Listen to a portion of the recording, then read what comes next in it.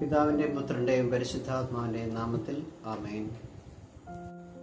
ഈശോയിൽ സ്നേഹം നിറഞ്ഞവരെ, കഴിഞ്ഞ വീഡിയോയിൽ നമ്മൾ കണ്ടത് ദൈവം ഉണ്ടോ എന്നുള്ള ചില സംശയങ്ങൾ, ചില വ്യക്തികളിലൂടെ അവരുടെ സംശയങ്ങളെ മാറ്റിക്കൊണ്ട് ദൈവം ഉണ്ട് എന്ന് ശാസ്ത്രത്തിലൂടെയും ദൈവത്തിന്റെ വചനങ്ങളിലൂടെയും നമ്മൾ കാണുകയായിരുന്നു.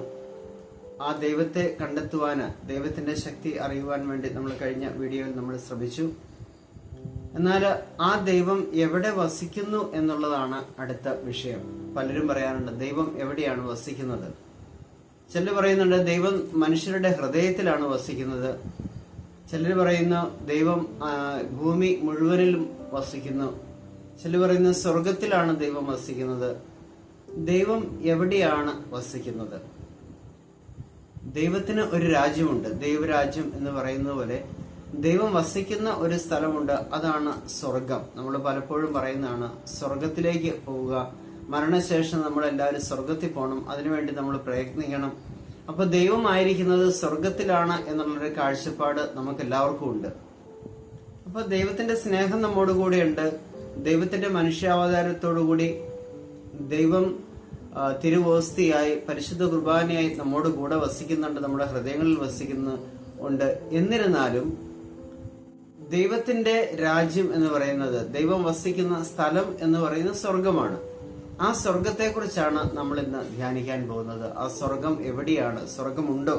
ബൈബിളിലെ സ്വർഗത്തെ കുറിച്ച് എന്താണ് പറയുന്നത്? അല്ലെങ്കിൽ സ്വർഗം എവിടെയാണ് സ്ഥിതി ചെയ്യുന്നത്? അല്ലെങ്കിൽ സ്വർഗം എന്ന് പറയുന്നത് മരണശേഷം ഉണ്ടാകുന്ന ഒരു കാര്യം മാത്രമാണോ, ഒരു സാങ്കല്പികതയാണോ? ഇതെല്ലാം നമ്മൾ ഇന്നത്തെ ഭാഗത്തിലൂടെ നമ്മളൊന്ന് ചിന്തിക്കുകയാണ്. നമ്മുടെ വിശ്വാസം എന്ന് പറയുന്നത്, സാധാരണ എല്ലാവർക്കും വിശ്വാസമുണ്ട്, ദൈവത്തിൽ വിശ്വാസമുണ്ട്. യഥാർത്ഥമായ വിശ്വാസം അത് ദൈവത്തിലുള്ള വിശ്വാസമാണോ? എല്ലാവർക്കും വിശ്വാസമുണ്ട്. നമ്മൾ ചോദിക്കുകയാണ് നിങ്ങൾക്ക് ദൈവത്തിൽ വിശ്വാസമുണ്ടോ? ഉണ്ട്. പക്ഷേ ദൈവത്തിൽ നമ്മൾ വിശ്വസിക്കുന്ന പോലെ തന്നെ പിശാചും ദൈവത്തിൽ വിശ്വസിക്കുന്നുണ്ട്. അപ്പൊ പിന്നെ പിശാചും നമ്മളുമായിട്ട് എന്താ വ്യത്യാസം ഇരിക്കുന്നത്? അപ്പൊ യഥാർത്ഥത്തിൽ നമ്മുടെ വിശ്വാസം എന്ന് പറയുന്നത് ദൈവത്തിൽ ഉള്ള വിശ്വാസമല്ല, മറിച്ച് ബൈബിൾ നമ്മളെ പഠിപ്പിക്കുന്ന വിശ്വാസം എന്ന് പറയുന്നത് ഹെബ്രായ ലേഖനം 11-ാം അധ്യായം അതിന്റെ 1-ാമത്തെ തിരുവചനം വായിക്കുമ്പോൾ നമുക്ക് കാണാൻ സാധിക്കും, വിശ്വാസം എന്നത് പ്രത്യാശിക്കുന്നവ ലഭിക്കുമെന്ന ഉറപ്പും കാണപ്പെടാത്തവ ഉണ്ട് എന്ന ബോധ്യവുമാണ്. വിശ്വാസം എന്നത് എന്താണ്? പ്രത്യാശിക്കുന്നവ ലഭിക്കും എന്ന ഉറപ്പും കാണപ്പെടാത്തവ ഉണ്ട് എന്ന ബോധ്യവുമാണ്. എന്താണ് ഈ പ്രത്യാശിക്കുന്നത്? നമ്മൾ എന്തിനെ കുറിച്ചാണ് നമ്മൾ ആഗ്രഹിക്കുക? നമ്മൾ എന്താണ് പ്രത്യാശിച്ചിരിക്കുന്നത്? അത് നിത്യജീവനാണ്. നമ്മൾ മരിച്ചു കഴിഞ്ഞാലും നമ്മൾ ജീവിക്കും. നമ്മൾ മരിച്ചാലും നമ്മുടെ ശരീരം മാത്രമേ മരിക്കുന്നുള്ളൂ, നമ്മുടെ ആത്മാവ് ജീവിക്കുന്നു. അതിനുശേഷം ദൈവത്തോട് കൂടെ നമ്മൾ ജീവിക്കും എന്നുള്ളതാണ്. ആ നിത്യജീവനാണ് നമ്മൾ പ്രത്യാശിക്കുന്നത്. അടുത്തത് എന്താണ്? കാണപ്പെടാത്തവ ഉണ്ട് എന്ന് പറയുന്നത്. അതാണ് നമ്മുടെ ഇന്നത്തെ വിഷയം. നിത്യജീവനെ കുറിച്ച് ഞാൻ മുൻപ് പറഞ്ഞിട്ടുണ്ട്. എന്നാൽ കാണപ്പെടാത്തവ ഉണ്ട് എന്നുള്ള ബോധ്യമാണ്. എന്താണ് കാണപ്പെടാത്തത്? നമ്മൾ പലപ്പോഴും പറയാറുണ്ട് നമുക്ക് കാണപ്പെടാൻ പറ്റാത്ത സ്ഥലങ്ങളെല്ലാം ഉണ്ടെന്നുള്ള ബോധ്യമാണ് വിശ്വാസം. ഇപ്പൊ നമ്മൾ പല സ്ഥലങ്ങളിലും പോയിട്ടില്ല, ലോകത്തിന്റെ പല ഭാഗങ്ങളും നമ്മൾ പോയിട്ടില്ലാത്ത ഭാഗങ്ങളുണ്ട്. അതെല്ലാം ഇല്ല എന്ന് പറയാൻ പറ്റത്തില്ല, അതൊക്കെ ഉണ്ട്. നമ്മൾ കാണാത്തത് കൊണ്ട് അതില്ല എന്ന് നമുക്ക് പറയാൻ സാധിക്കില്ല.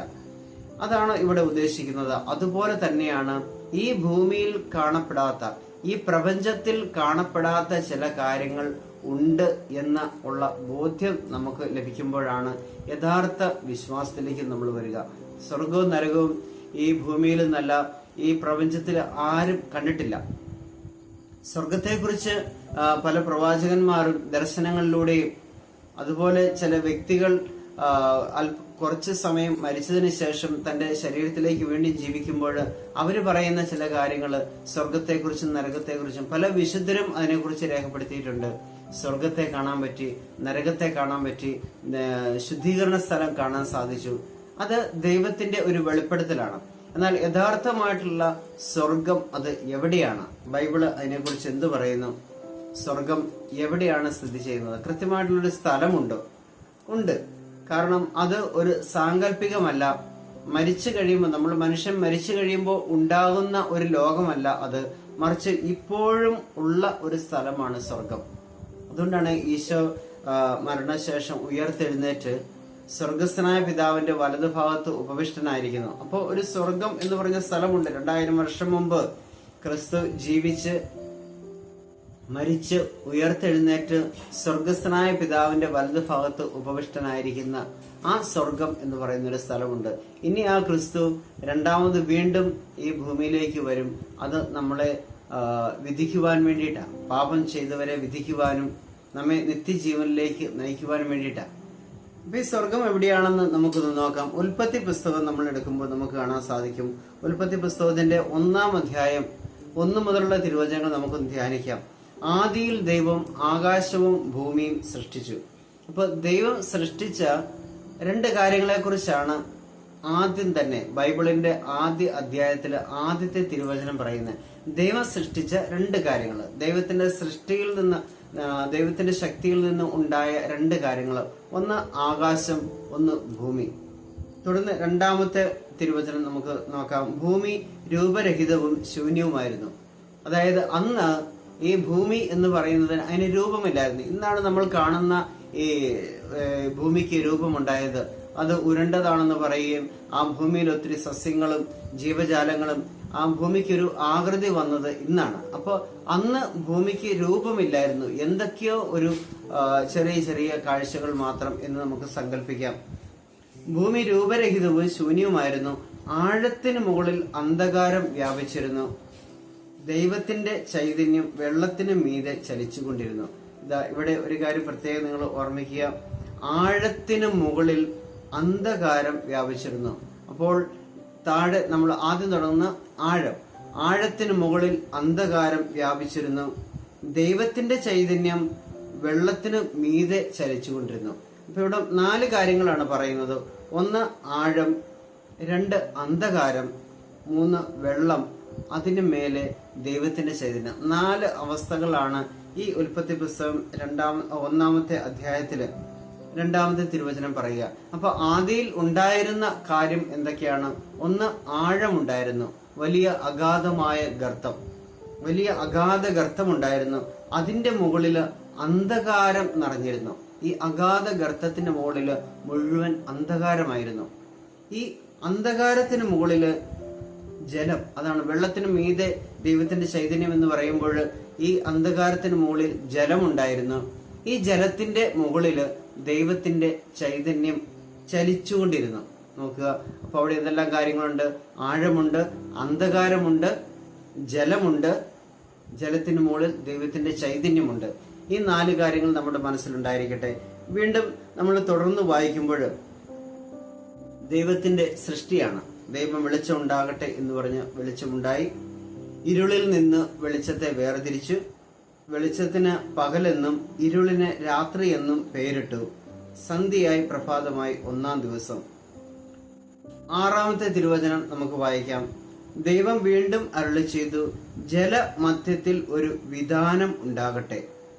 നോക്കുക, ജലമധ്യത്തിൽ. അപ്പോൾ താഴെയുള്ള ആഴവും അവിടെ നിൽക്കുന്നു, ആഴത്തിന് മുകളിലുള്ള ഇരുട്ട് അവിടെ നിൽക്കുന്നു, അന്ധകാരത്തിന് മുകളിലുള്ള ജലം. ആ ജലത്തെ കർത്താവ് ദൈവം പറയുന്നു, ജലമധ്യത്തിൽ ഒരു വിധാനം ഉണ്ടാകട്ടെ. ജലമധ്യത്തിൽ ഒരു വിധാനം ഉണ്ടാകട്ടെ. നമ്മളൊന്ന് സങ്കല്പിക്കുക, ആ ജലം വലിയൊരു, നമ്മൾ ഇരിക്കുന്ന ആ സ്ഥലത്ത് വലിയൊരു ജലസഞ്ചയം, വലിയൊരു സമുദ്രം ഉണ്ട്. ദൈവം പറയാണ്, ആ ജലത്തിന് മധ്യേ ഒരു വിധാനം ഉണ്ടാകട്ടെ.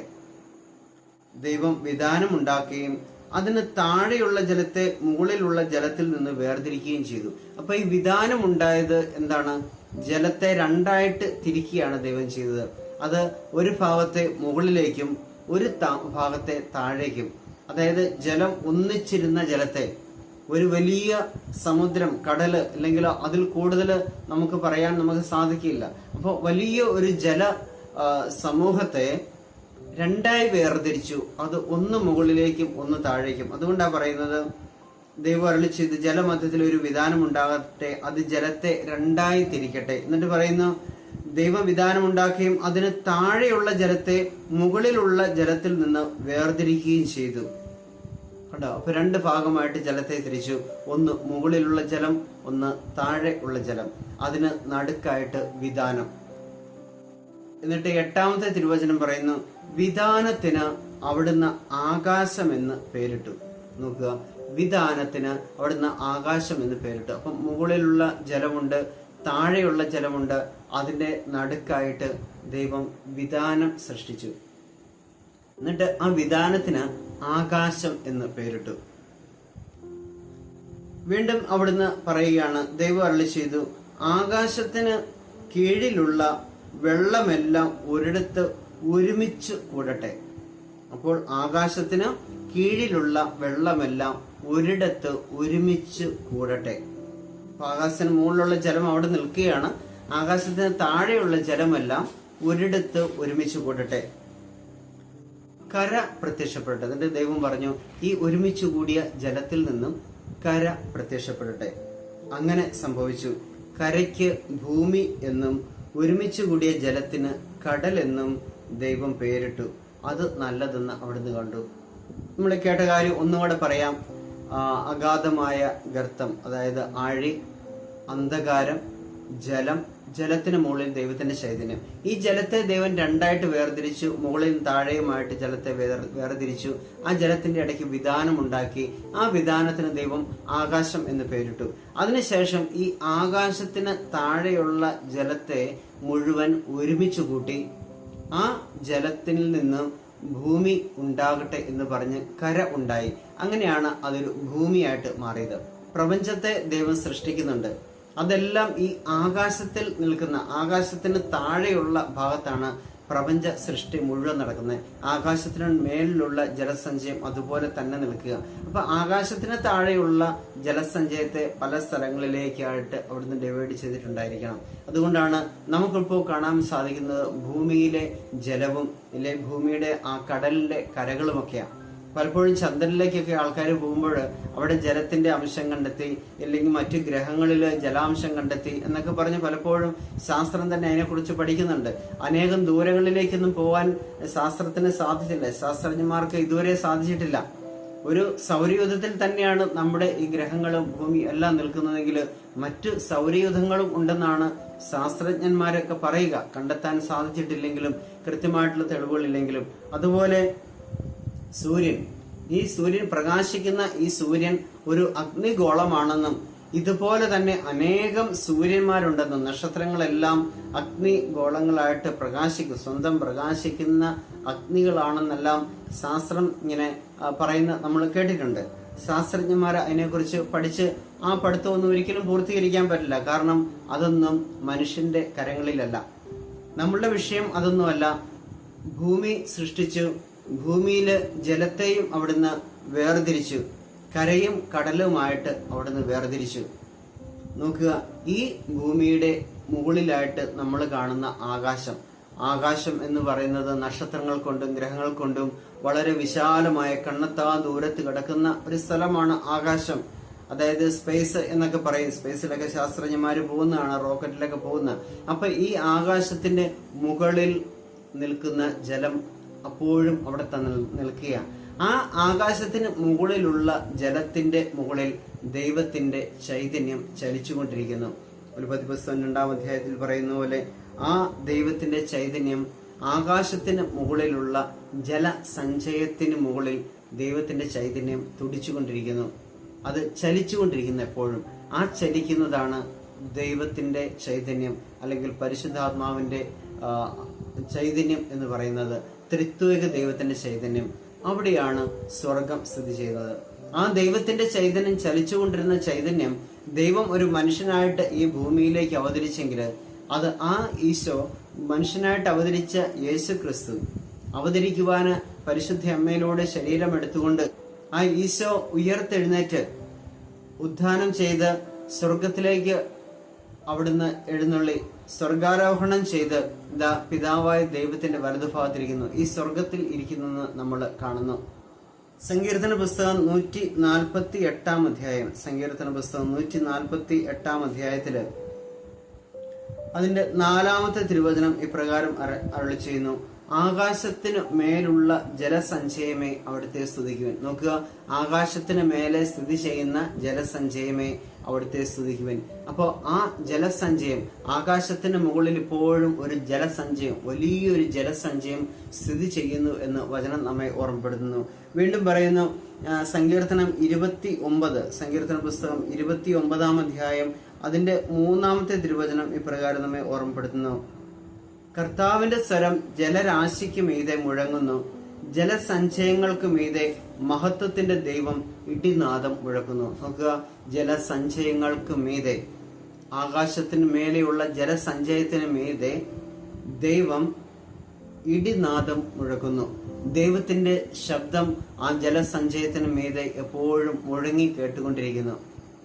വീണ്ടും തിരുവചനത്തിലൂടെ ഉടനീളം നമുക്ക് കാണാൻ സാധിക്കും. ജെറമ്യ 51:16, ജെറമ്യയുടെ പുസ്തകം 51 അധ്യായം അതിന്റെ 16 തിരുവചനം ഇപ്രകാരം പറയുന്നു. അവിടുന്ന് ഗർജിക്കുമ്പോൾ ആകാശത്തിന്റെ മുകളിലെ ആഴികൾ അലറുന്നു.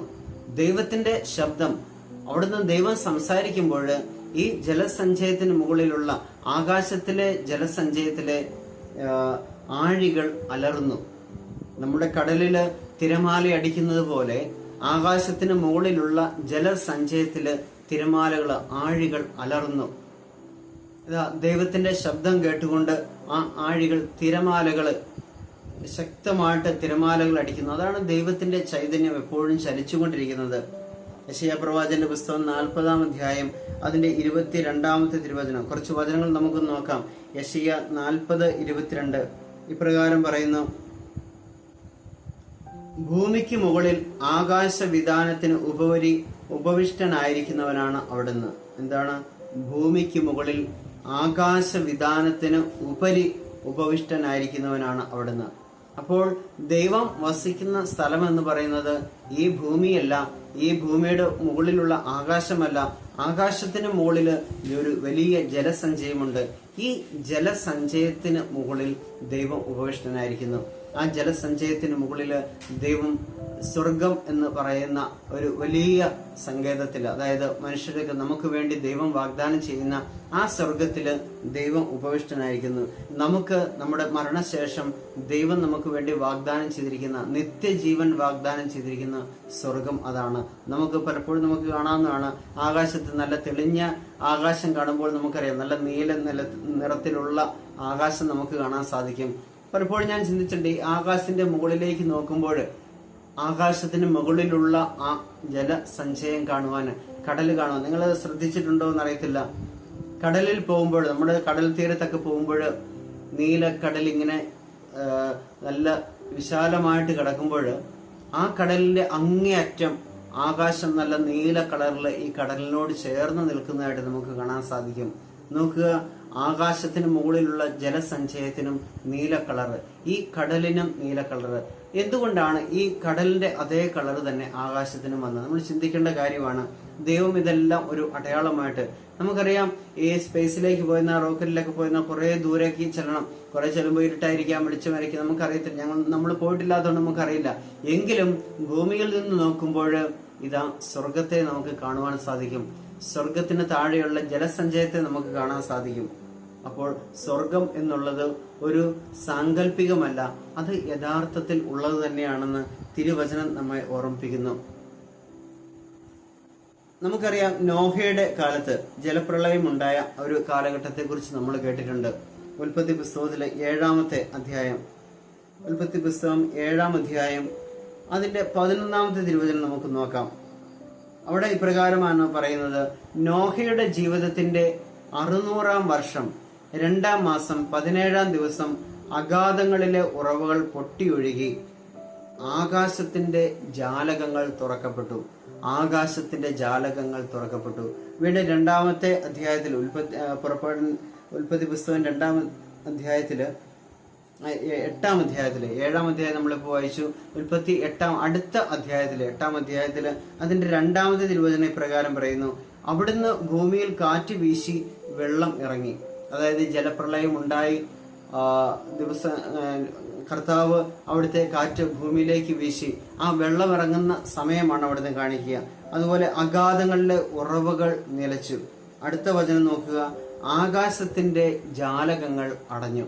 ആകാശത്തിന്റെ ജാലകങ്ങൾ അടഞ്ഞു, മഴ നിൽക്കുകയും ചെയ്തു. നോക്കുക, ആകാശത്തിന്റെ ജാലകം കർത്താവ് അടച്ചു. സ്വർഗത്തിന്റെ വാതില്, ഈ ആകാശത്തിന്റെ മുകളിലുള്ള ജലസഞ്ചയത്തിന്റെ വാതിൽ അടച്ചപ്പോൾ ഭൂമിയിൽ മഴ നിന്നു. അന്ന് ഈ ഭൂമിയിൽ ഇത്രമാത്രം ജലം, എങ്ങനെയാണ് ഭൂമിയെ മൂടുവാൻ വേണ്ടി ഇത്രമാത്രം ജലം ഈ ഭൂമിയിൽ ഉണ്ടായത്? നമുക്കറിയാം, ഈ ഭൂമിയിലെ ഉള്ളിലുള്ള ജലം എല്ലാം കൂടെ മുകളിലോട്ട് പൊങ്ങി വന്നാൽ ഈ ഭൂമിയെ മൊത്തം മൂടുവാൻ, അല്ലെങ്കിൽ ആ ഭൂമിയുടെ പർവ്വതങ്ങളിൽ നിന്ന് 40 അടിയോളം ഉയരത്തിൽ വെള്ളം പൊങ്ങണമെങ്കിൽ ഈ ഭൂമിയിലെ ജലം കൊണ്ട് തന്നെ സാധിക്കില്ല. അപ്പോൾ 7-ാമത്തെ അധ്യായം പറയുന്നു, ഇതാ നോഹയുടെ ജീവിതത്തിനകത്തിൽ ആകാശത്തിന്റെ ജാലങ്ങൾ തുറന്നു. ആകാശത്തിന്റെ ജാലങ്ങൾ തുറന്നപ്പോൾ എന്താ പറ്റിയ? 40 രാവും 40 പകലും മഴ പെയ്തുകൊണ്ടിരുന്നു.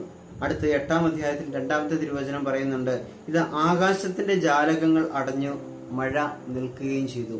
അന്നുണ്ടായ ആ മഴ, അത് സ്വർഗത്തിന്റെ വാതിൽ തുറന്നുകൊണ്ട്, അതായത് സ്വർഗത്തിന്റെ താഴെയുള്ള ആകാശത്തിന് മുകളിലുള്ള ജലസഞ്ചയം തുറന്നപ്പോഴുണ്ടായ ആ ജലപ്രളയമാണ് നോഹയുടെ കാലത്ത് ഈ ഭൂമിയെ മൂടിക്കളഞ്ഞതെന്ന് ഈ തിരുവചനത്തിലൂടെ നമുക്ക് വ്യക്തമാക്കി തരികയാണ്. വീണ്ടും അവിടുന്ന് നമ്മൾ കാണുന്നുണ്ട്, ഈശോ സ്വർഗത്തിലേക്ക് കണ്ണുകൾ ഉയർത്തി പ്രാർത്ഥിക്കുന്നുണ്ട്. സ്വർഗം നമുക്ക് ഭൂമിയിൽ നിൽക്കുമ്പോൾ ഈശോ ഉയർത്തെഴുന്നേറ്റ് പോയ സ്ഥലമുണ്ട്. ഉയർത്തെഴുന്നേറ്റ് സ്വർഗാരോഹണം ചെയ്ത് ശിഷ്യന്മാർ നോക്കി നിൽക്കെ അവിടുന്ന് സ്വർഗത്തിലേക്ക് ആരോഹണം ചെയ്തു പോകുന്നതായിട്ട് ശിഷ്യന്മാർ കാണുന്നു. ഈശോ പറയുന്നത്, ഇത് എങ്ങനെ ഈശോ സ്വർഗാരോഹണം ചെയ്തോ ആ ശിഷ്യന്മാർ കണ്ടുകൊണ്ട് നിന്നോ അതുപോലെ തന്നെ ആ കർത്താവ് 2-ാമത്തെ വരവിൽ സ്വർഗത്തിൽ നിന്ന് എഴുന്നള്ളി വരും. ഇതാ ശിഷ്യന്മാര് നോക്കി നിൽക്കെ ഈശോ സ്വർഗത്തിലേക്ക് ആരോഹണം ചെയ്തു. അതുപോലെ നമുക്ക് പഴയ നിയമത്തിൽ വായിക്കുമ്പോൾ കാണാൻ സാധിക്കും, ഏലിയ പ്രവാചകൻ സ്വർഗത്തിലേക്ക് എടുക്കപ്പെടുന്നത് കാണാൻ സാധിക്കും. അപ്പോൾ എലീശ പ്രവാചകൻ താഴെ നിന്ന് ഉറക്കെ വിളിച്ചു പറഞ്ഞു, ഏലിയ മുകളിലേക്ക് ഉയർന്നുയർന്നു പോകുന്നു കണ്ടപ്പോൾ എലീശ ഉറക്കെ വിളിച്ചു പറഞ്ഞു. എലീശയോട് പറഞ്ഞിട്ടുണ്ടായിരുന്നു, ഇതാ ഞാൻ സ്വർഗത്തിലേക്ക് എപ്പോഴെടുക്കപ്പെടുന്നത് നീ കാണുന്നുവോ ആ നിമിഷം നിനക്ക് എന്റെ ശക്തിയുടെ 10 ഇരട്ടി നിനക്ക് ലഭിക്കുമെന്ന് യെശയ്യാ എലീശയ്ക്ക് വാഗ്ദാനം നൽകിയിരുന്നു. അപ്പൊ എലീശ ഇങ്ങനെ യെശയ്യായുടെ പുറകെ തന്നെ നടക്കുമായിരുന്നു. ഏത് സമയത്താ ഏലിയ സ്വർഗത്തിലേക്ക് എടുക്കപ്പെടുന്നത് നമുക്ക് എലീശയ്ക്ക് അറിയാൻ സാധിക്കില്ല. അതുകൊണ്ട് എപ്പോഴും ആകാംക്ഷയോടെ നടക്കുമായിരുന്നു. അങ്ങനെ ഇരുന്നപ്പോൾ ഒരു ദിവസം ഇതാ ഏലിയ സ്വർഗത്തിലേക്ക് ഭൂമിയിൽ നിന്ന് ഉയർന്നുയർന്നുയർന്നു പോകുന്ന കണ്ടപ്പോൾ എലീശ അവിടുന്ന് വിളിച്ചു പറഞ്ഞു, ഗുരു, അങ്ങ് എനിക്ക് തരാനുള്ള അങ്ങയുടെ പങ്ക് എനിക്ക് തരണമെന്ന് വിളിച്ചു പറഞ്ഞു. അങ്ങനെ ഏലിയ ഉയരങ്ങളിൽ നിന്ന് തന്റെ തോളിൽ നിന്ന് തന്റെ തോളിൽ കിടന്നിരുന്ന ആ തുണി ഏലീശായ്ക്ക് ഇട്ടുകൊടുത്തു എന്നാ പറയാം. അപ്പൊ സ്വർഗത്തിലേക്ക് ഉയർന്നുയർന്നു പോകുന്ന ഏലിയായെ നമുക്ക് പഴയ നിയമത്തിൽ കാണാൻ സാധിക്കും. അപ്പൊ സ്വർഗം എന്ന് പറയുന്നത്, സൃഷ്ടിയുടെ മുൻപ് തന്നെ സ്വർഗം എന്ന് പറയുന്നത് ആ ഒരു അവസ്ഥ ഉണ്ട്. സ്വർഗം എന്ന് പറയുന്ന ഒരു രാജ്യം ഉണ്ട്. ദൈവം വസിക്കുന്ന ഒരു സ്ഥലമുണ്ട്. പലപ്പോഴും പലരും പറയാറുണ്ട്, സ്വർഗം ഈ ഭൂമിയിൽ തന്നെയാണ്. സ്വർഗം ഈ ഭൂമിയിൽ തന്നെയല്ല.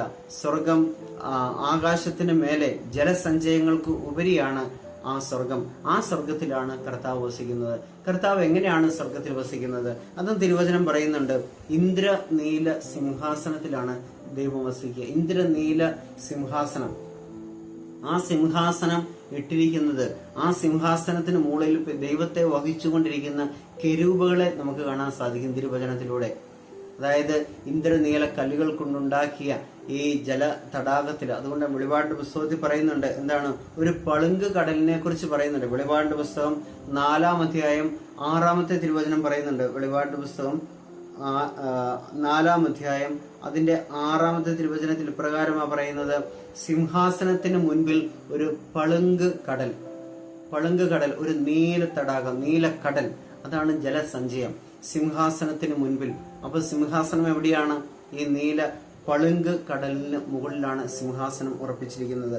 ആ സിംഹാസനം ഇന്ദ്രനീല കല്ലുകൾ കൊണ്ട് താങ്ങി നിർത്തിയിരിക്കുന്ന ആ സിംഹാസനം, അത് എസെക്കിയേൽ പ്രവാചകന്റെ പുസ്തകം 10-ാം അധ്യായത്തിൽ കാണാൻ സാധിക്കും. എസെക്കിയേലിന്റെ പുസ്തകത്തില് 10-ാം അധ്യായത്തിൽ 1-ാമത്തെ തിരുവചനം നമുക്ക് നോക്കാം. ഞാൻ നോക്കി, അതാ കെരൂബുകളുടെ, എസെക്കിയേലിനുണ്ടായ ദർശനമാണ്, അതാ കെരൂബുകളുടെ മീതെയുള്ള വിധാനത്തിൽ അവയുടെ തലയ്ക്ക് മുകളിലായി ഇന്ദ്രനീല നിർമ്മിതമായ സിംഹാസനം പോലെ എന്തോ ഒന്ന്. അപ്പൊ ഇന്ദ്രനീല സിംഹാസനത്തിൽ വസിക്കുന്നവനാണ് ആ ദൈവം വസിക്കുന്ന സ്ഥലം. അതാണ് സ്വർഗം. എസെക്കിയേൽ പുസ്തകം 1-ാം അധ്യായത്തില് 26-ാമത്തെ തിരുവചനം നമുക്ക് നോക്കാം. എസെക്കിയേൽ 1:26 ഇപ്രകാരം പറയുന്നു, അവയുടെ തലയ്ക്ക് മുകളിലുള്ള വിധാനത്തിന് മീതെ ഇന്ദ്രനീല കല്ല് പോലെയുള്ള ഒരു സിംഹാസനത്തിന്റെ രൂപം ഉണ്ടായിരുന്നു. ഇത് മെസ്സേജിൽ കാണുന്ന ദർശനമാണ്. വീണ്ടും പറയണം, മനുഷ്യന്റേത് പോലെയുള്ള ഒരു രൂപം അതിൽ ഇരിപ്പുണ്ടായിരുന്നു. നോക്കുക, മനുഷ്യന്റേത് പോലെയുള്ള രൂപം. ദൈവം മനുഷ്യനെ സൃഷ്ടിച്ചത് തന്റെ ഛായയിലും സദൃശ്യത്തിലുമാണ്. തന്റെ സദൃശ്യത്തിലാണ് ദൈവം മനുഷ്യനെ സൃഷ്ടിച്ചത്. അതുകൊണ്ടാണ് ദൈവം മനുഷ്യനായി ഒരു ക്രിസ്തു മനുഷ്യ രൂപം എടുത്ത് ഭൂമിയിൽ വന്നത്. അപ്പൊ ദൈവത്തിന്റെ ഛായയും സദൃശ്യവും മനുഷ്യന് നൽകിയിരിക്കുന്നത് മനുഷ്യനെ അത്ര ശ്രേഷ്ഠമായിട്ട് ദൈവത്തോട് കൂടെ വസിക്കുവാൻ വേണ്ടിയിട്ടാണ്. ഈ പുറപ്പാടിന്റെ പുസ്തകം 24 അതിന്റെ 10-ാമത്തെ തിരുവചനം ഇപ്രകാരം പറയുന്നു: അവർ ഇസ്രായേലിന്റെ ദൈവത്തെ കണ്ടു. ആകാശതുല്യം പ്രകാശമാനമായ ഇന്ദ്രനീല കൽത്തളം പോലെ എന്തോ ഒന്ന് അവിടുത്തെ പാദങ്ങളുടെ താഴെ കാണപ്പെട്ടു. അപ്പൊ ഇന്ദ്രനീല തടാകത്തിന് മുകളിൽ, ജലസഞ്ചയത്തിന് മുകളിൽ തന്റെ പാദത്തിന്റെ കീഴെ എന്താണ് കാണപ്പെട്ടത്? ഇന്ദ്രനീല കൽത്തളം പോലെ. ഇന്ദ്രനീല കൽത്തളത്തിന് മുകളിലായി സിംഹാസനത്തിൽ വസിക്കുന്നവനാണ് ദൈവം. തന്റെ പാദങ്ങൾ ഉറപ്പിച്ചിരിക്കുന്നത് ഇന്ദ്രനീല കൽത്തളത്തിലാണ് തന്റെ പാദങ്ങൾ ഉറപ്പിച്ചിരിക്കുക. അപ്പോൾ സ്വർഗത്തിൽ വസിക്കുന്ന ഒരു ദൈവമുണ്ട്. സ്വർഗം എന്ന് പറയുന്ന ഒരു സത്യമാണ്. ഈ വചനം നമ്മൾ വായിക്കുമ്പോൾ ഇതൊന്നുമല്ല, ഇതിനേക്കാൾ കൂടുതൽ സ്വർഗത്തെക്കുറിച്ചുള്ള ദർശനങ്ങളും സ്വർഗത്തെക്കുറിച്ചുള്ള വചനങ്ങളും നമുക്ക് ഉടനീളം നമുക്ക് കാണാൻ സാധിക്കും. അതാണ് യെശയ്യാ 37, യെശയ്യായുടെ പുസ്തകം 37-ാമത്തെ അധ്യായത്തിൽ 16-ാമത്തെ തിരുവചനം പറയുന്നുണ്ട്. 37:16 ഇപ്രകാരം പറയുന്നു: സൈന്യങ്ങളുടെ കർത്താവേ, ഇസ്രായേലിന്റെ ദൈവമേ, കെരൂബുകളിൽ മേൽ സിംഹാസനസ്ഥനായിരിക്കുന്നവനെ, അങ്ങ് മാത്രമാണ് ഭൂമിയിലെ എല്ലാ രാജ്യങ്ങളുടെയും ദൈവം. ആകാശവും ഭൂമിയും അങ്ങ് സൃഷ്ടിച്ചു. ഈ ഭൂമിയിലുള്ള എല്ലാ രാജ്യങ്ങളുടെയും എല്ലാ ജനത്തിന്റെയും ഏക ദൈവമാണ് ഈ കെരൂബുകളിലും മേൽ സിംഹാസനസ്ഥനായിരിക്കുന്ന ഏക ദൈവം. ആ ഏക ദൈവത്തെ ആരാധിക്കുന്നത്. അതുകൊണ്ടാണ് ഈശോ പറയുന്നത്, ഇതാ ഏക സത്യ ദൈവത്തില്, തന്റെ പിതാവായ ദൈവത്തിൽ വിശ്വസിക്കുന്ന ഒരുവനും നശിച്ചു പോകാതിരിക്കുവാൻ വേണ്ടിയിട്ടാ ദൈവം മനുഷ്യനായിട്ട് ഈ ഭൂമിയിൽ ജന്മമെടുത്തുകൊണ്ട് പരിശുദ്ധ കുർബാനയായി നമുക്ക് വേണ്ടി തന്റെ രക്തം ചിന്തിക്കൊണ്ട് നമ്മെ വിശുദ്ധീകരിച്ചത് അതിനു വേണ്ടിയിട്ടാണ് ഈ സ്വർഗത്തിലേക്ക്. അതുകൊണ്ട് ഈശോ ശിഷ്യന്മാരോട് പറയുന്നുണ്ട്, ഞാൻ പോകുന്നതാണ് നിങ്ങൾക്ക് നല്ലത്, ഞാൻ പോയി നിങ്ങൾക്ക് സ്ഥലമൊരുക്കാൻ. ഈശോ പോയതിനു വേണ്ടിയിട്ടാ നമുക്ക് സ്ഥലമൊരുക്കുവാൻ വേണ്ടി ഈ സ്വർഗത്തിൽ നമുക്ക് വേണ്ടി പിതാവിന്റെ സന്നദ്ധിയിൽ മധ്യസ്ഥം വഹിച്ചുകൊണ്ട് തകർന്ന് നശിച്ചു പൊയ്ക്കൊണ്ടിരിക്കുന്ന, പാപത്തിൽ നശിച്ചു പൊയ്ക്കൊണ്ടിരിക്കുന്ന ദൈവത്തിന്റെ സദൃശ്യത്തിലും രൂപത്തിലും സൃഷ്ടിച്ചിരിക്കുന്ന മനുഷ്യരെ ദൈവമടിയിലേക്ക്, ദൈവരാജ്യത്തിലേക്ക്, സ്വർഗത്തിലേക്ക് കൊണ്ടുപോകാൻ വേണ്ടി ദൈവസന്നദ്ധിയിൽ, പിതാവായ ദൈവത്തിന്റെ സന്നദ്ധിയിൽ മധ്യസ്ഥം വഹിച്ച് പ്രാർത്ഥിക്കുന്നവനാണ് യേശു ക്രിസ്തു, പുത്രനായ ദൈവം. ആ ദൈവം പറഞ്ഞിരിക്കുന്ന ഇതാണ്: നിങ്ങൾക്ക് സ്ഥലം ഒരുക്കുവാൻ വേണ്ടിയാണ് ഞാൻ എൻ്റെ പിതാവിന്റെ അടുക്കലേക്ക് പോയത്. അപ്പൊ ആ സ്ഥലത്തിന് വേണ്ടിയാണ് നാം പ്രതീക്ഷയോടെ കാത്തിരിക്കുന്നത്. ആ സ്ഥലം സ്വീകരിക്കണമെങ്കിൽ ഏക സത്യ ദൈവമായ യേശു ക്രിസ്തുവിനെ രക്ഷകനും നാഥനുമായിട്ട് നമ്മുടെ ഉള്ളിൽ നമ്മൾ സ്വീകരിക്കണം. അപ്പോൾ ഈ സ്വർഗം എന്ന് പറയുന്നത് അതൊരു സാങ്കല്പിക കഥയല്ല, സത്യമായിട്ടുള്ള കാര്യം. ഈ സ്വർഗം പോലെ തന്നെ നരകവുമുണ്ട്, ശുദ്ധീകരണ സ്ഥലവുമുണ്ട്. ശുദ്ധീകരണ സ്ഥലത്തെ കുറിച്ച് മുൻപ് ഞാനൊരു വീഡിയോ ചെയ്തിരുന്നു. നരകവുമുണ്ട്. നരകത്തെക്കുറിച്ച് പിന്നീട് നമ്മൾ അതിനെക്കുറിച്ചൊരു വീഡിയോ ചെയ്യും. ഇതുപോലെ തന്നെ സ്വർഗം ഉള്ളതുപോലെ തന്നെ നരകവുമുണ്ട്. എപ്പോഴാണ് നരകത്തിലേക്ക് മനുഷ്യനെ തള്ളിയിടപ്പെടുക? ഈ ഭൂമിയും ഈ ഭൂമിയിലുള്ളതെല്ലാം ഒരിക്കല് കത്തി ചാമ്പലായി പോകാനുള്ളതാണ്. ഈ ഭൂമി നമ്മൾക്ക് വസിക്കുവാനുള്ള സ്ഥലമല്ല. ഈ ഭൂമിയിൽ ഇപ്പോൾ കാണുന്ന എല്ലാ സമ്പത്തുകളും സുഖ സൗകര്യങ്ങളും ഇവിടം കൊണ്ട് തന്നെ തീരുവാനുള്ളതാണ്. നമ്മുടെ രാജ്യം ഇവിടെയല്ല, നമ്മുടെ ഭവനം ഇവിടെയല്ല, അത് സ്വർഗത്തിലാണ്. ആ സ്വർഗം ലക്ഷ്യമാക്കി ജീവിക്കുമ്പോൾ നമുക്ക് ദൈവം കാണിച്ചു തന്നിരിക്കുന്ന ദൈവത്തിന്റെ ആ രാജ്യത്തില്, ആ സ്വർഗരാജ്യത്തില് നമ്മളെ ഓരോരുത്തരെയും ദൈവം കൈപിടിച്ചുയർത്തുവാൻ വേണ്ടി ആഗ്രഹിക്കുമ്പോൾ ആ സ്വർഗത്തിലേക്ക് പ്രവേശിക്കണമെങ്കിൽ ദൈവം ആഗ്രഹിക്കുന്ന രണ്ട് കാര്യമാണ്. ഒന്ന്, ദൈവത്തിന്റെ കൽപ്പനകൾ പാലിക്കുക. രണ്ട്, ദൈവത്തിന് വേണ്ടി ഈ ഭൂമിയിൽ എല്ലാം ഉപേക്ഷിക്കുക. അതുകൊണ്ടാണ് ഈശോയോട് ഒരു വ്യക്തി വന്ന് ചോദിക്കുന്നുണ്ട്, നല്ലവനായ ഗുരു, നിത്യജീവൻ അവകാശമാക്കാൻ ഞാൻ എന്ത് ചെയ്യണം? അപ്പൊ ഈശോ പറയുന്നൊരു കാര്യമുണ്ട്, നീ കൽപ്പനകൾ പാലിക്കുക. ഇതെല്ലാം മാതാപിതാക്കളെ ബഹുമാനിക്കുക, കൊല്ലരുത്, വ്യഭിചാരം ചെയ്യരുത്, മോഷ്ടിക്കരുത്, നിന്റെ ദൈവമായ കർത്താവിനെ ആരാധിക്കണം. ഈ കൽപ്പനകൾ നീ കൃത്യമായിട്ട് പാലിക്കുക. അപ്പോൾ ആ വ്യക്തി പറയുന്നുണ്ട്, ചെറുപ്പം മുതലേ ഞാൻ ദൈവ കൽപ്പനകൾ പാലിച്ചു വളരുന്ന ഒരു വ്യക്തിയാണ്. അപ്പൊ ഈശോ പറയുന്നത്, നിനക്ക് ഒരു കുറവും കൂടി ഉണ്ട്. ഈ നിത്യജീവൻ അവകാശമാക്കാൻ കൽപ്പനകൾ പാലിച്ചാൽ തന്നെ പോരാ, ഈശോ നമുക്ക് നൽകിയിരിക്കുന്ന, ദൈവം നമുക്ക് നൽകിയിരിക്കുന്ന, മോശ വഴിയായി നമുക്ക് നൽകിയിരിക്കുന്ന കൽപ്പനകൾ പാലിച്ചാൽ തന്നെ പോരാ, മറിച്ച് ഒന്നും കൂടെ നിനക്ക് കുറവുണ്ട്. അതും കൂടെ ചെയ്താൽ മാത്രമേ നിനക്ക് ഈ സ്വർഗരാജ്യം കിട്ടുകയുള്ളൂ. എന്ത്? ഈ ഭൂമിയിലുള്ളതെല്ലാം നീ ഉപേക്ഷിക്കണം. നിന്റെ ദൈവത്തിന് വേണ്ടിയിട്ട് നീ ഈ ഭൂമിയിലുള്ളതെല്ലാം ഉപേക്ഷിക്കണം. ഈ ഭൂമിയിലുള്ളതിനേക്കാൾ കൂടുതൽ സ്ഥാനം നീ ദൈവത്തിന് കൊടുക്കുമ്പോൾ, ഇല്ലെങ്കിൽ ദൈവത്തിന് കൊടുക്കേണ്ട സ്ഥാനം കൊടുക്കാതെ, ദൈവവചനത്തിന് കൊടുക്കേണ്ട സ്ഥാനം കൊടുക്കാതെ, ദൈവിക കാര്യങ്ങൾക്ക് കൊടുക്കേണ്ട സ്ഥാനം കൊടുക്കാതെ നീ ഭൂമിയിലുള്ളവയെ അവകാശമാക്കാൻ ശ്രമിക്കുമ്പോൾ, ഈ ഭൂമിയിൽ തന്നെ നിന്റെ ജീവനെ നീ നിലനിർത്തുമ്പോൾ, അതുകൊണ്ടാണ് പലരും പറയുന്നത് ഈ ഭൂമിയിൽ കൊണ്ട് തന്നെ സന്തോഷത്തോടെ ജീവിക്കുക, മരിക്കുക. അവർക്ക് സ്വർഗത്തെക്കുറിച്ചുള്ള കാഴ്ചപ്പാടില്ല. ഈ ഭൂമിയിലാണ് മനുഷ്യൻ ജീവിക്കുന്നത്, ഇതുകൊണ്ട് മനുഷ്യന്റെ ജീവിതം തീരുമെന്ന് ചിന്തിക്കുന്നവര് ഈ ഭൂമി കൊണ്ട് തന്നെ ലൗകികമായിട്ട് ജീവിക്കുന്നവരാ. ലൗകികമായിട്ട് ജീവിക്കുന്നവര് അവർ നിത്യ നരകത്തിലേക്കാണ് പോവുക. എന്നാൽ ഈ ഭൂമിയിൽ ജീവിക്കുമ്പോഴും ഇതൊന്നുമല്ല, ഇതിന് മുകളില് ദൈവമുണ്ട്. ദൈവം നമുക്ക് വേണ്ടി ഒരുക്കി വെച്ചിരിക്കുന്ന സ്വർഗമുണ്ട്. ആ സ്വർഗത്തിലാണ് എൻ്റെ നിത്യമായ ജീവിതം എന്ന് ചിന്തിച്ചുകൊണ്ട് ദൈവവചനം അനുസരിക്കുകയും ആ ദൈവത്തിന് വേണ്ടി ഈ ഭൂമിയിലെല്ലാം പൗലോസ്ലീഹ പറഞ്ഞ പോലെ ഇതെല്ലാം ഉച്ഛിഷ്ടമായി കരുതുകയും ചെയ്യുമ്പോൾ നീ തീർച്ചയായിട്ടും ഈ സ്വർഗം നിനക്ക് സ്വന്തമാക്കാൻ സാധിക്കും. അപ്പോൾ ഈ സ്വർഗത്തെ ലക്ഷ്യമാക്കി ജീവിക്കുവാന് ഈ പറഞ്ഞ കാര്യങ്ങള് പെട്ടെന്ന് ഒരു അരമണിക്കൂർ കൊണ്ട് പറയാൻ ഉദ്ദേശിച്ചതാ. പെട്ടെന്ന് ഈ വചനങ്ങൾ പറഞ്ഞു പോയതുകൊണ്ട് നിങ്ങൾക്ക് അത് ഈ വചനഭാഗങ്ങൾ എടുത്തുനിന്ന് വായിച്ച് ധ്യാനിക്കുന്നത് നന്നായിരിക്കും. ഉൽപ്പത്തി മുതൽ വെളിപാട് വരെ ഈ സ്വർഗത്തെക്കുറിച്ചും നരകത്തെക്കുറിച്ചും നമുക്ക് ദൈവം വെളിപ്പെടുത്തി തരുന്നുണ്ട്. അതെന്തിനു വേണ്ടിയിട്ടാ? നമ്മൾ ദൈവത്തിലേക്ക് പോകാൻ വേണ്ടി. ഈ ഭൂമിയിലുള്ള എല്ലാ രാജ്യങ്ങളും എല്ലാ ജനങ്ങളും ആ ഏക സത്യ ദൈവത്തിന്റെ കീഴിൽ ഒരുമിച്ച് കൂടി സ്വർഗം ലക്ഷ്യമാക്കി ജീവിക്കണം, സ്വർഗം അവകാശമാക്കണമെന്ന് നമ്മുടെ പിതാവായ ദൈവം ആഗ്രഹിക്കുന്നുണ്ട്. അതുകൊണ്ട് ഏക സത്യ ദൈവമായ ക്രിസ്തുവിനെ സ്നേഹിച്ചുകൊണ്ട്, ക്രിസ്തുവിന്റെ ദൈവ കൽപ്പനകൾ അനുസരിച്ചുകൊണ്ട് ആ ഈശോയോട് ചേർന്ന് നിന്ന് നമുക്ക് പ്രാർത്ഥിക്കാം. ആ നിത്യജീവൻ അവകാശമാക്കുവാൻ വേണ്ടി ഈ ലോകത്തിലുള്ളതെല്ലാം ഉച്ഛിഷ്ടമായി കരുതിക്കൊണ്ട് ദൈവകൽപ്പനകളെയും ദൈവവചനത്തെയും മുറുകെ പിടിച്ചുകൊണ്ട് നമുക്ക് ജീവിക്കാം. അതിന് വേണ്ടുന്ന അനുഗ്രഹം പരിശുദ്ധ അമ്മ നമുക്ക് നൽകട്ടെ. അമ്മയോട് ചേർന്ന് പ്രാർത്ഥിക്കാം. നന്മ നിറഞ്ഞ മറിയമേ സ്വസ്തി, കർത്താവ് അങ്ങയുടെ കൂടെ സ്ത്രീകളിൽ അങ്ങ് അനുഗ്രഹിക്കപ്പെട്ടവളാവുന്നു. അങ്ങയുടെ ഉദരത്തിൻ ഫലമായി ഈശോ അനുഗ്രഹിക്കപ്പെട്ടവനാകുന്നു. പരിശുദ്ധ മറിയമേ തമ്പുരാന്റെ അമ്മേ, പാപികളായ ഞങ്ങൾക്ക് വേണ്ടി ഇപ്പോഴും ഞങ്ങളുടെ മരണസമയത്തും തമ്പുരാനോട് അപേക്ഷിച്ചു കൊള്ളണമേ. ആമേൻ.